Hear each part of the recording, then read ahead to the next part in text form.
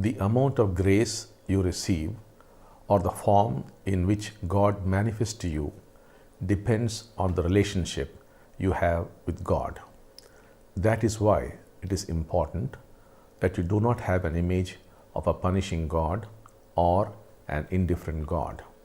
If you thought God would be angry with you for your thoughts or your life and are therefore afraid, God would certainly punish you. If God to you were a lazy father who would answer after endless entreaties and petitions, that would be your reality. You create your God.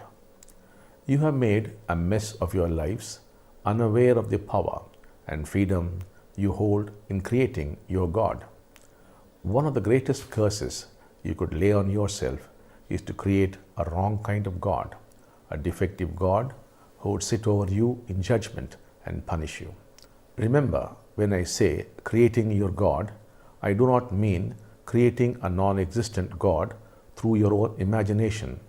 God is your creator, and how could you create God? Creating your own God means to awaken to the power you wield. God is powerful, but you too, being a part of God, are quite powerful, hence the problem.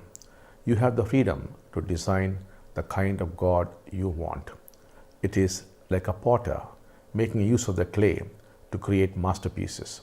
You are the potter and God the clay.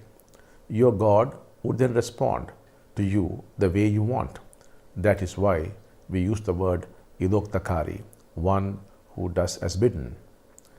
Do not think it is presumptuous to design God. You have all along been creating your God unconsciously.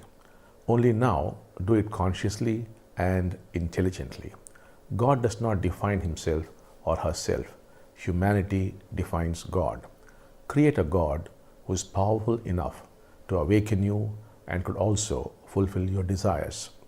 If you relate to God as a playful, powerful, and a compassionate friend who would respond to your needs instantaneously, that would be your God. If, on the other hand, you define God as the unapproachable, then the doors of heaven shall not open, because there would be a big board which would say no entry.